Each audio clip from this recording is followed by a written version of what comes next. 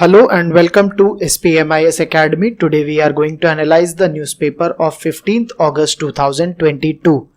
Before we begin, firstly, a very happy Independence Day to all our viewers. ये हमारे देश का 75th independence day anniversary है आज. सो आप सभी को इस स्वतंत्रता दिवस की बहुत बहुत शुभकामनाएं. So before we begin, another thing that you can download the July 2022 magazine from our app, and you can download the PDF version of today's newspaper analysis by clicking on the link which is given in the comment section. ये आज के सारे topic है जिनको हम देखने जा रहे हैं. एक एक करके स्टार्ट करते हैं आज के टॉपिक्स को. फर्स्ट टॉपिक है यूरोप में ड्रॉट आया हुआ है.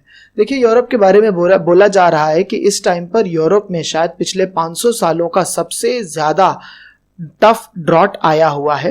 और ऐसा एक्सपेक्टेड है कि यूरोप की जो जितनी भी बड़ी रिवर्स हैं जिनसे वहाँ की इकोनॉमी पर्टिकुलरली एग्रीकल्चर ड्राइव होता है, वो रिवर्स शायद ड्राई भी हो सकती हैं. अब देखिए, इस बारे में जानना कि वो कैसे यूरोप की इकोनॉमी को रिवर्स कंट्रोल करती है और क्या होता है, ये सब तो हमारे एग्जाम के लिए रेलिवेंट नहीं है. लेकिन हमारे एग्जाम में दिया हुआ है कि वर्ल्ड ज्योग्राफी में जो बेसिक फीचर्स है वो उनसे रिलेटेड अक्सर क्वेश्चन आते हैं. इसीलिए यूरोप की जो मेन रिवर्स है बस उनको हम कर लेंगे और उससे अगर कोई छोटा मोटा प्रीलिम्स का फैक्ट होगा तो वो देख लेंगे. यहाँ पर मैंने यूरोप की कुछ मेजर रिवर्स के नाम लिखे हुए हैं, वो किस कंट्री से जाती हैं और कौन कौन सी बड़ी सिटीज हैं जो उनके बैंक पर हैं. सबसे पहले बात करते हैं रिवर पो की. देखिए, रिवर पो यहाँ पर लोकेटेड है. ये इटली की रिवर होती है और इसके बैंक पर एक वेनिस नाम की बड़ी सी सिटी है. ध्यान दीजिएगा, इटली की कैपिटल जो रोम है वो टाइबर रिवर के बैंक पर है. नेक्स्ट इंपॉर्टेंट रिवर हो जाती है river Seine. River Seine France से फ्लो करती है और इसके बैंक पर है पेरिस, जो कि फ्रांस की कैपिटल है. The third important river is the Rhone river. Rhone river भी फ्रांस से फ्लो करती है और इसके बैंक पर लियोन सिटी है. The fourth important river is the Vistula river and Vistula river is in Poland और इसके बैंक पर उसकी जो कैपिटल है वार्सो वो है. इसके बाद में अगली इंपॉर्टेंट रिवर है वोल्गा. वोल्गा रशिया से फ्लो करती है. वोल्गा के बैंक पर किसी इंपॉर्टेंट सिटी का नाम नहीं दिया जा रहा है क्योंकि कोई भी सिटी इतनी फेमस नहीं है. बट हाँ, एक बात जो इसके बारे में, इस रिवर के बारे में स्पेशल है और वो ये कि ये यूरोप की लॉन्गेस्ट रिवर है. अक्सर ये सवाल पीटी में बनते रहते हैं कि कौन सी किस जगह की लॉन्गेस्ट रिवर होती है या फिर कौन सी रिवर मेजर है, किस कंट्री से जाती है. ऐसे में हर एक कॉन्टिनेंट की आपको जो 3-4 मेजर रिवर्स हैं वो आपको पता होनी चाहिए. नेक्स्ट हम लोग बात करने जा रहे हैं राइन रिवर की. राइन रिवर जर्मनी से, उसका कुछ पार्ट फ्रांस से और कुछ नीदरलैंड से होते हुए जाता है. बट ये रिवर जर्मनी की इकोनॉमी के लिए बहुत ज़्यादा इंपॉर्टेंट होती है. अभी इस टाइम पर जो ड्राउट चल रहा है उसमें ये राइन रिवर इस टाइम पर बहुत कम हो गया है इसका पानी और इसको लेकर के काफ़ी ज़्यादा कंसर्न आ रही है. इन सारी रिवर्स के अलावा कुछ 4 मैं और रिवर्स बताऊंगा जो कि न्यूज़ में हमेशा ही रहती है और उनसे रिलेटेड क्वेश्चंस भी पूछे जाते रहते हैं in various state level competitive exam as well as in UPSC. सबसे पहले बात करते हैं यहाँ पर रिवर डॉन की. डॉन रिवर इसलिए भी न्यूज़ में चल रही है क्योंकि यूक्रेन और रशिया वॉर में जो डॉन रिवर का कैचमेंट एरिया है, जो इसका बेसिन है, उसको ऑक्यूपाई करा हुआ है बहुत सारे उसको ऑक्यूपाई करा हुआ है रशिया ने. तो ये हमेशा ही ये न्यूज़ में रहती है डॉन रिवर. इसके अलावा सेकंड रिवर है नीपर रिवर. इसके बाद थर्ड रिवर है नीस्टर रिवर और फोर्थ रिवर है डैन्यूब रिवर. दीज 4 रिवर्स जिनके नाम डी से स्टार्ट हो रहे हैं, डॉन, नीपर, नीस्टर और डैन्यूब, ये चारों ही रिवर जाकर के ब्लैक सी में जाकर के अपना वाटर ड्रेन करती हैं. ये सवाल भी पूछा जाता रहता है एग्जाम्स में कि which of the following river is draining their waters into the Black Sea, और इन रिवर्स का नाम दे करके आपको पूछा जाता है. तो इनको याद करने का तरीका है, इन चारों के नाम डी से स्टार्ट होते हैं. इससे रिलेटेड हमने आपको एक प्रैक्टिस क्वेश्चन भी दिया है. आप इस क्वेश्चन को अटेम्प्ट करिए और अपना आंसर नीचे कॉमेंट्स में दीजिए. नेक्स्ट हम लोग टॉपिक स्टार्ट करते हैं इंडियन प्रोजेक्ट्स इन अफगानिस्तान. देखिए, न्यूज़ में ये आया हुआ है कि जो तालिबान है, जिसका इस टाइम पर करेंटली अफगानिस्तान पर कंट्रोल है, उन्होंने इंडिया को बोला है कि जो भी उनके डेवलपमेंटल प्रोजेक्ट्स चल रहे थे उन प्रोजेक्ट्स को भारत सरकार पूरा कर दे. आपको शायद याद ही होगा कि लास्ट ईयर इसी टाइम पर जो तालिबान था उसने कंट्रोल ले लिया था अफगानिस्तान का, जब अमेरिका की जो भी फोर्सेस थी, अमेरिकन फोर्सेस, उन्होंने आज ही से लगभग 1 साल पहले तालिबान अफगानिस्तान को छोड़ना स्टार्ट कर दिया था। और इसीलिए उसके बाद से जो तालिबान था उसने अफगानिस्तान को कंट्रोल कर लिया था। अब देखिए, हम लोगों ने लास्ट ईयर इस बात की काफ़ी एनालिसिस करी थी कि जब तालिबान का कंट्रोल आएगा तो किस तरह से इंडिया अफगानिस्तान के रिलेशंस बदलेंगे, किस तरीके से इंडिया के जो भी एसेट्स है, जो भी प्रोजेक्ट्स है इंडिया पर, उनका क्या इम्पैक्ट पड़ेगा और किस तरह से ग्लोबल जियोपॉलिटिक्स में इसका इम्पैक्ट जाएगा। उस चीज़ को अभी हम इस टाइम पर डिस्कस नहीं करेंगे। बट हाँ, प्रीलिम्स के पॉइंट ऑफ व्यू से इंडिया के जो प्रोजेक्ट्स है अफगानिस्तान में, एक बार उनको देख लेते हैं। तो यहाँ पर वो प्रोजेक्ट्स दिए हैं। इसमें जो इंपॉर्टेंट प्रोजेक्ट है वो है एक सलमा डैम प्रोजेक्ट, जिसको अफगान इंडिया फ्रेंडशिप डैम भी बोला जाता है। ये सलमा डैम इस जगह पर लोकेटेड होता है। This is in the Herat province of Afghanistan. एक और डैम इंडिया जो है बनवा रहा था, उसका नाम है Shahtoot dam, which is in the Kabul district here. Next project है जरांज देलेराम हाईवे प्रोजेक्ट। ये जरांज देलेराम प्रोजेक्ट यहाँ पर रेड कलर से इंडिकेटेड है, और ये जरांज देलेराम प्रोजेक्ट इसलिए इंपॉर्टेंट था क्योंकि ये जरांज देलेराम हाईवे कनेक्ट कर रहा था via road to the Chabahar port. आपको शायद पता होगा कि चाबहार पोर्ट पर ईरान का की ये टेरिटरी है, और यहाँ पर इंडिया इस पोर्ट को डेवलप कर रहा था। और इंडिया का इंटेंशन था कि चाबहार पोर्ट को डेवलप करके इस रोड के थ्रू कनेक्ट करा जाएगा जरांज देलेराम हाईवे से, और उसके थ्रू अफगानिस्तान भी इस रोड के हेल्प से कनेक्ट हो जाएगा अरेबियन सी से। अफगानिस्तान एक लैंडलॉक्ड कंट्री है, और इसीलिए अफगानिस्तान के लिए सी से कनेक्ट होने पर उसको ये फायदा होगा कि उसका ट्रेड एंड डेवलपमेंट दोनों ही बढ़ेगा। और यही इंडिया का इंटेंशन था, इसीलिए जरांज देलेराम हाईवे बनवाया था, जिसको वो अपने ही द्वारा डेवलप किए जा रहे पोर्ट चाबहार पोर्ट से कनेक्ट करना चाह रहा था, जिसको वो खुद ही डेवलप करवा रहा था ईरान से। अनफॉर्चुनेटली तालिबान के आने के बाद से ज़्यादातर काम रुक चुका है। नेक्स्ट जो प्रोजेक्ट है that is Afghan parliament project, और इसको इंडिया ने बिल्ड करवाया था 90 मिलियन में।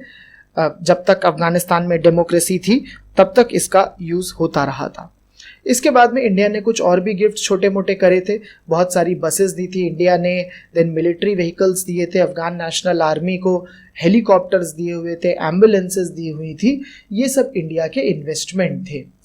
और अभी रिसेंट न्यूज़ ये आ रही है कि तालिबान जो है वो बोल रहा है इंडिया को कि जो मेजर प्रोजेक्ट पर आप काम कर रहे थे उस पर आप करते रहिए। जैसा कि मैंने पहले भी आपको बताया कि तालिबान ने पावर कैप्चर कर ली थी लास्ट ईयर लगभग इसी टाइम पर, और उस टाइम पर इंडिया ने अपनी एम्बेसी भी बंद कर दी थी। लेकिन पिछले महीने इंडिया ने अपनी जो एम्बेसी है उसको फिर से खोला है, अपनी एम्बेसी को फिर से खोला है।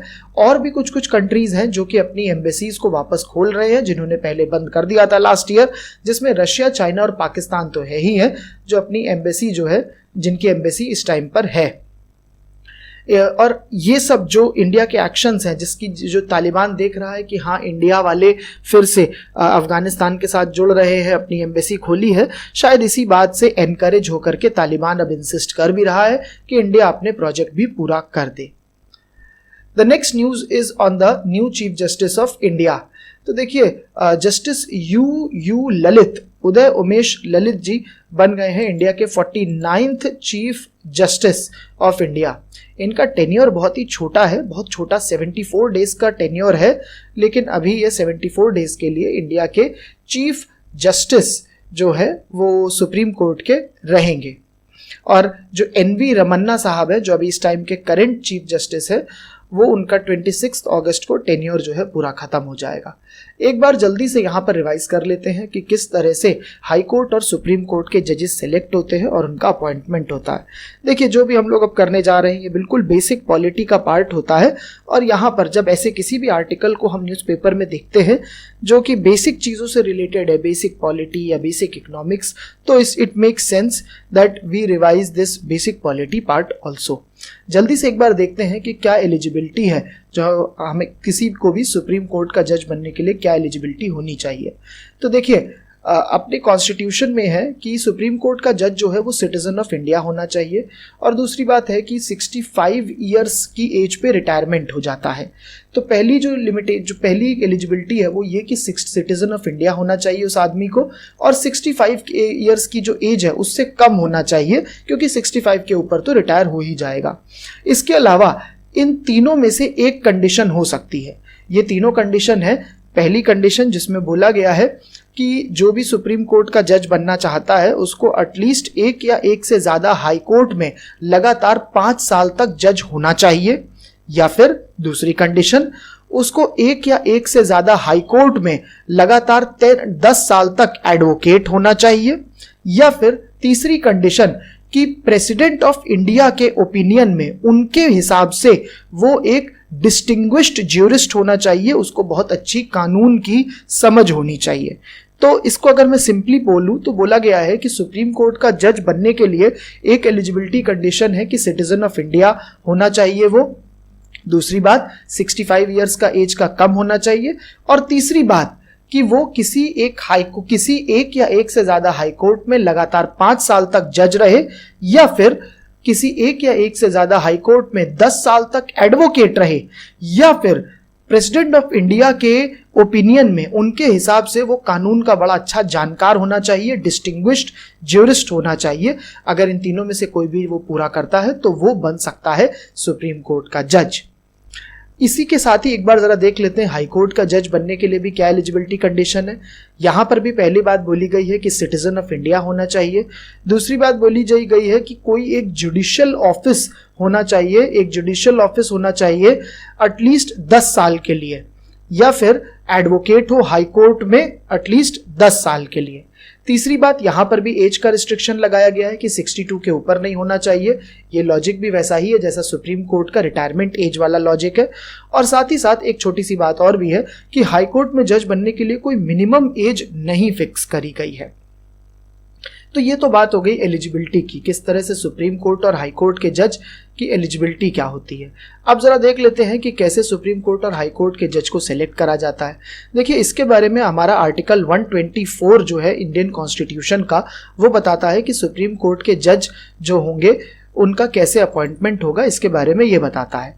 इसमें बोला जाता है कि कोई भी जज जो सुप्रीम कोर्ट का जज है वो प्रेसिडेंट अपॉइंट करेगा by warrant under his hand and seal, और वो अपॉइंट करने से पहले कंसल्टेशन करेगा चीफ जस्टिस ऑफ इंडिया से या फिर किसी और जजेस से जिसको उसे लगता है। तो मोटा मोटा देखा जाए आर्टिकल 124 बोलता है कि जो जजेस होते हैं सुप्रीम कोर्ट के, उनका अपॉइंटमेंट हमारा जो प्रेसिडेंट साहब है वही करते हैं, और वो अपॉइंटमेंट करने से पहले कंसल्ट करते हैं चीफ जस्टिस ऑफ इंडिया से या अदर जजेस से जो उनके हिसाब से उनको लगता है।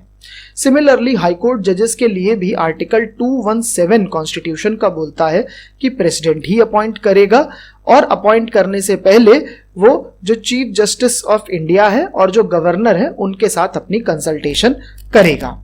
अब देखते हैं ये जो वर्ड यहां पर यूज हुआ है कंसल्टेशन, इस कंसल्टेशन को किस तरह से इंटरप्रेट करा गया है। देखिए, कंसल्टेशन का इंटरप्रिटेशन अलग अलग केसेस में अलग अलग हिसाब से हुआ है। सबसे पहले 1981 में एक केस है जिसको हम लोग आज के टाइम पर फर्स्ट जजेस केस के नाम से जानते हैं। इसमें यह बात हुई थी कि इस कंसल्टेशन का क्या मतलब है। दैट मीन्स क्या प्रेसिडेंट कंसल्ट करने के बाद में, किसी चीफ जस्टिस से कंसल्ट करने के बाद में, क्या उसके लिए मैंडेटरी है उस कंसल्टेशन को फॉलो करना। तो जो फर्स्ट जजेस केस था इसमें सुप्रीम कोर्ट ने ये जजमेंट दिया कि जो कंसल्टेशन का मतलब कंकरेंस नहीं होता है। दैट मीन्स कि अगर कंसल्ट करा प्रेसिडेंट ने, हो सकता है वो कंसल्ट करने के बाद भी चीफ जस्टिस ऑफ इंडिया की बात ना माने, कॉन्कर नहीं करे। लेकिन सेकंड जजेस केस 1993 में सुप्रीम कोर्ट ने अपने ही पहले फर्स्ट जजेस केस के डिसीजन को ओवरटर्न कर दिया, उसको उल्टा कर दिया, और वहां पर उन्होंने बोला कि कंसल्टेशन का मतलब कॉन्करेंस होता है। दैट मीन्स कि प्रेसिडेंट को कंसल्ट तो करना ही है चीफ जस्टिस ऑफ इंडिया से, और साथ ही साथ उसको उस बात को मानना भी है यहां पर एक और बात नहीं लेकर के आए कि उनको सिर्फ चीफ जस्टिस ऑफ इंडिया से नहीं करना है, बट रादर एक कॉलेजियम से करना है। ये एक अपने आप में नई बात लेके आया supreme court in the second जजेस केस। कॉलेजियम सिस्टम इसको इंट्रोड्यूस कर दिया गया। इस कॉलेजियम सिस्टम के बारे में अभी जस्ट कुछ फ्यू मिनट्स में हम लोग इसको भी रिवाइज करेंगे। इसके बाद थर्ड जजेस केस आ जाता है 1998 में, और उसमें कॉलेजियम को सुप्रीम कोर्ट ने ऐसे डिफाइन करा, बोला कि कॉलेजियम एक 5 जजेस की बॉडी होगी, 5 मेंबर्ड बॉडी है, जिसमें एक तो होंगे चीफ जस्टिस ऑफ इंडिया और 4 सीनियर मोस्ट जजेस होंगे सुप्रीम कोर्ट के ही। और जब भी ये कॉलेजियम डिसाइड करेगा हाई कोर्ट के अपॉइंटमेंट से, हाई कोर्ट के जजेस के अपॉइंटमेंट में, तब उसमें चीफ जस्टिस ऑफ इंडिया, उसके 2 सीनियर मोस्ट जज और साथ में हाई कोर्ट जो है वो होगा उसके साथ में। ये पूरी बात तो हो गई कि कॉलेजियम की डेफिनेशन कैसे हुई। मोटा मोटा अगर इस पूरी पेज की समरी है तो वो ये कि आर्टिकल 124 में तो लिखा है कि प्रेसिडेंट को कंसल्ट करना था, बट उस कंसल्टेशन का मतलब अलग अलग जजेस केस में अलग अलग निकाला गया। फर्स्ट जजेस केस में बोला गया कंसल्ट करना है, बट माननी बात जरूरी नहीं है, प्रेसिडेंट के लिए वो अपने हिसाब से अपॉइंट कर सकता है। सेकंड जजेस केस में बोला गया कि कंसल्ट तो करना ही है प्रेसिडेंट को, बट बात भी माननी है, जो बोला जा रहा है वही करना है जो भी कॉलेजियम बोलेगा। और थर्ड जजेस केस में इस कॉलेजियम को प्रॉपरली डिफाइन कर दिया गया, बोला गया सुप्रीम कोर्ट के अपॉइंटमेंट के लिए 5 मेंबर बॉडी होनी चाहिए कॉलेजियम, जिसमें चीफ जस्टिस ऑफ इंडिया होंगे, साथ ही 4 सीनियर मोस्ट जजेस होंगे। और हाई कोर्ट के केस में 3 मेंबर होगा ये कॉलेजियम, जिसमें chief justice of India plus 2 more senior most जजेस होंगे सुप्रीम कोर्ट के। और इस कॉलेजियम का जो भी डिसीजन होगा वो फाइनली प्रेसिडेंट को मानना पड़ेगा। आज के टाइम पर यही जो हमारा थर्ड जजेस केस है, उसी की जो रिकमेंडेशन है उसी के बेसिस पर अपॉइंटमेंट्स होते हैं। अब जरा देख लेते हैं कि थर्ड जजेस केस के हिसाब से कैसे कैसे अपॉइंटमेंट होते हैं। सबसे पहले बात करते हैं सुप्रीम कोर्ट के अपॉइंटमेंट के। तो chief justice of India plus 4 senior most जजेस होंगे, और ये सीनियर मोस्ट जजेस, ये जो कॉलेजियम है, 5 लोगों का कॉलेजियम है, ये अपनी रिकमेंडेशन जो है वो प्रेसिडेंट को देता है, और प्रेसिडेंट जो है उसी के बेसिस पर अपॉइंटमेंट करता है सुप्रीम कोर्ट के जजेस का। अब इसमें एक बात ध्यान देने वाली है कि अगर कॉलेजियम के किसी 2 लोगों ने अपना किसी जज के लिए एडवर्स ओपिनियन दे दिया या बोल दिया कि भाई इनका अपॉइंटमेंट नहीं होना चाहिए, तो चीफ जस्टिस ऑफ इंडिया उनके नाम रिकमेंड नहीं कर सकता है प्रेसिडेंट को। तो बोला जा रहा है कि कॉलेजियम में भी एक रिस्ट्रिक्शन लगाएगी कि अगर 2 जजेस ने भी बात बोल दी कि नहीं ये भाई ये आदमी सुप्रीम कोर्ट के जज बनने लायक नहीं है, तब उस टाइम पर अपॉइंटमेंट नहीं हो सकता है उनका, chief justice of India recommend नहीं कर सकते हैं। नेक्स्ट बात करते हैं कि हाई कोर्ट्स के लिए कैसे होता है। तो बोला जाता है कि हाई कोर्ट के केस में जो कॉलेजियम होगा उसमें chief justice of India plus chief justice of जो भी हाई कोर्ट जिसका भी अपॉइंटमेंट होना है जज का, उसके कंसर्न जो हाई कोर्ट है उसके जो चीफ जस्टिस है वो होने चाहिए, प्लस साथ ही साथ 2 सीनियर मोस्ट जजेस भी होने चाहिए सुप्रीम कोर्ट के। तो इस केस में बोला जा रहा है कि कॉलेजियम 3 मेंबर बॉडी है, प्लस उसमें एक और मेंबर डाला गया है, that is the chief justice of the concerned high court, जिसके हाई कोर्ट में किसी और जज का अपॉइंटमेंट होना है। ये लोग भी अपनी रिकमेंडेशन प्रेसिडेंट को देते हैं और प्रेसिडेंट यहां पर अपॉइंटमेंट करता है, एज वेल एज ट्रांसफर्स जो करने होते हैं किसी एक जज का किसी एक हाई कोर्ट से दूसरे हाई कोर्ट में, उसको भी प्रेसिडेंट करवाता है। अब एक बात यहां पर एक और होती है कि सीनियरिटी वाली बात आती है, क्योंकि बोला गया था कि chief justice of India plus senior most जजेस होने चाहिए। ये सीनियरिटी कैसे होती है? तो देखिए, सीनियरिटी का भी एक तरीका डिफाइन करा गया है। किसी सुप्रीम कोर्ट में वो सीनियर होता है जो कि जितने ज्यादा टाइम से काम कर रहा है सुप्रीम कोर्ट में, उस जज को सीनियर बोला जाता है। यहां पर सीनियरिटी एज से नहीं डिफाइन होती है, यहां पर इस बात से डिफाइन होती है सीनियरिटी कि कौन कितने ज्यादा समय से सुप्रीम कोर्ट का जज बना हुआ है, तो उसके बेसिस पर सीनियरिटी डिफाइन करी जाती है। अब नेक्स्ट बात करते हैं कि चीफ जस्टिस ऑफ इंडिया का अपॉइंटमेंट कैसे होता है। अभी तक तो हमने बात कर ली कि जजेस का अपॉइंटमेंट कैसे होता है सुप्रीम कोर्ट में, हाई कोर्ट में। अब जरा बात करते हैं कि चीफ जस्टिस का अपॉइंटमेंट कैसे होता है। तो देखिए, president of India he chief justice of India का अपॉइंटमेंट करता है, और कॉन्स्टिट्यूशन में ऐसा कोई भी प्रोविजन नहीं है कि किस बेसिस पर चीफ जस्टिस का अपॉइंटमेंट होना चाहिए।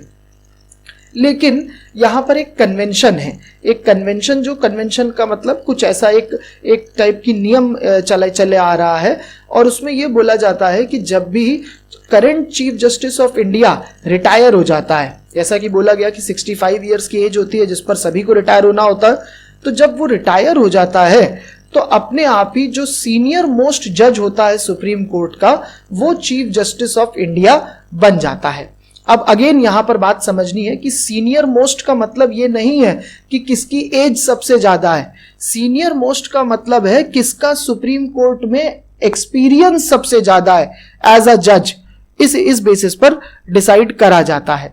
और ये कन्वेंशन जो है अपॉइंटिंग द सीनियर मोस्ट जज as chief justice of India, इसको सेकंड जजेस केस में एक प्रोसीजर के जैसा एस्टैब्लिश भी कर दिया गया था, बोला गया था इसी के बेसिस पर चीफ जस्टिस ऑफ इंडिया बनाए जाएंगे।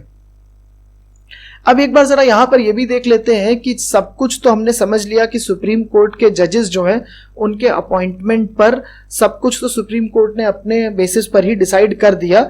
क्या यहां पर सरकार की भी कोई पावर होती है कि कौन सा जज अपॉइंट होगा सुप्रीम कोर्ट में या हाई कोर्ट में? एक बार इस चीज को भी देख लेते हैं कि क्या सरकार की कोई पावर है या नहीं। तो देखिए, सरकार की पावर बहुत लिमिटेड है किसी भी हाई कोर्ट या सुप्रीम कोर्ट के जज के अपॉइंटमेंट में। जो भी कॉलेजियम बोल देता है प्रेसिडेंट को वो फॉलो करना ही पड़ता है। हाँ, लेकिन ये हो सकता है कि सरकार अगर कोई किसी आदमी को पहली बार जज बनाया जा रहा है हाई कोर्ट में या सुप्रीम कोर्ट में, तो उसकी एक बैकग्राउंड इंक्वायरी करनी पड़ती है कि उसके अगेंस्ट कहीं कोई केस तो नहीं है, कुछ गलत चीजें तो नहीं है। तो उस इंक्वायरी का काम गवर्नमेंट को दिया जाता है। गवर्नमेंट एक इंक्वायरी करती है इंटेलिजेंस ब्यूरो से, और उसमें देखती है कि जो भी कैंडिडेट है जिसको जज बनाया जाना है सुप्रीम कोर्ट या हाई कोर्ट में, उसके बैकग्राउंड में सब सही है या नहीं, कुछ गड़बड़ तो नहीं है। अच्छा, इसके अलावा सरकार एक और काम कर सकती है कि कॉलेजियम ने जिसका भी नाम रिकमेंड करा है फॉर सुप्रीम कोर्ट जज या हाई कोर्ट जज, सरकार उस नाम के अगेंस्ट क्लैरिफिकेशंस भी बोल सकती है, ऑब्जेक्शंस या क्लैरिफिकेशंस बोल सकती है कॉलेजियम को कि भाई इनके नाम को एक बार आप फिर से इनके बारे में सोच लीजिए, ऐसा बोल सकती है सरकार। लेकिन अगर कॉलेजियम ने फिर से बोल दिया कि नहीं, हमको इनको ही जज बनाना है, तो सरकार कुछ नहीं कर सकती है, तब उसे अपॉइंट करना ही पड़ेगा। So that is about the appointment of the judges in the Supreme Court and High Court. On the basis of our discussion, please attempt these questions and give your answer in the comment section. The next topic is related to the Gallantry Award. देखिए, हर साल 26 जनवरी और 15 अगस्त में जो gallantry awards दिए जाते हैं, जो हमारी आर्मी के लोग होते हैं, आर्मी, नेवी, एयरफोर्स, या जो हमारी अब आर्म्ड पुलिस फोर्सेज होती हैं जैसे CRPF, Assam rifles and all, उन सबके जो लोग होते हैं, उन्होंने जो अच्छा काम करा होता है, बहादुरी दिखाई होती है, उसके लिए गैलेंट्री अवार्ड्स दिए ही जाते हैं और हर साल ये न्यूज़ में रहता है। लेकिन इस बार एक बड़ी ही स्पेशल न्यूज़ आई है और ऐसी न्यूज़ मैंने भी पहले कभी नहीं देखी थी। ये न्यूज़ है, आर्मी के डॉग को गैलेंट्री अवार्ड मिला है। एक कुत्ता जो आर्मी में काम करता था, उसको भी इस बार गैलेंट्री अवार्ड मिला है, क्योंकि एक ऑपरेशन के दौरान उसको गोली लग गई थी और वो कुत्ता मर गया था और उसको गैलेंट्री अवार्ड मिला है। जरा पहले एक बार जनरल जो गैलेंट्री अवार्ड जो कि हमारे जवानों को मिलते हैं, एक बार उसके बारे में देख लेते हैं कि उनको क्या गैलेंट्री अवार्ड मिलते हैं। देखिए, गैलेंट्री ऑफ अवार्ड्स जो होते हैं उसको भारत सरकार देती है जब भी कोई अपनी शहीद होता है, सैक्रिफाइस देता है या बहुत बहादुरी दिखाता है, हमारी जो आर्म्ड फोर्सेज हैं, आर्मी, नेवी, एयरफोर्स, उनके लिए, या फिर कोई भी हमारी जो दूसरी लॉफुली कॉन्स्टिट्यूटेड फोर्स है जैसे CRPF, Assam rifles and all, उनके लिए, या फिर सिविलियंस तक को भी मिलते हैं। ये 2 बार अनाउंस होते हैं, रिपब्लिक डे और इंडिपेंडेंस डे में। 2 कैटेगरी में इन गैलेंट्री अवार्ड्स को डिवाइड करा जाता है।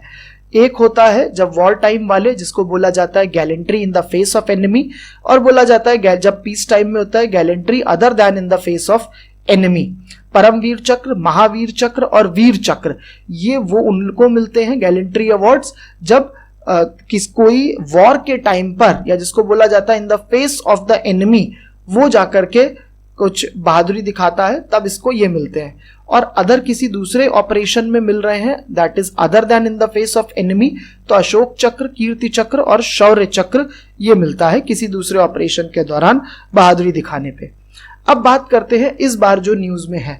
न्यूज में आया है कि आर्मी के एक डॉग को भी अवार्ड मिला है और उस अवार्ड का नाम है mention in dispatches. Generally news में यह भी बताया गया, इसी आर्टिकल में, इस न्यूज़पेपर के इस आर्टिकल में यह भी बताया गया कि पहले भी ऐसे डॉग्स को भी अवार्ड मिलते रहे हैं, लेकिन उन अवार्ड्स में उतने थोड़े हाई लेवल नहीं, लो लेवल अवार्ड्स मिलते हैं जिनकी रैंक उतनी ज्यादा नहीं है।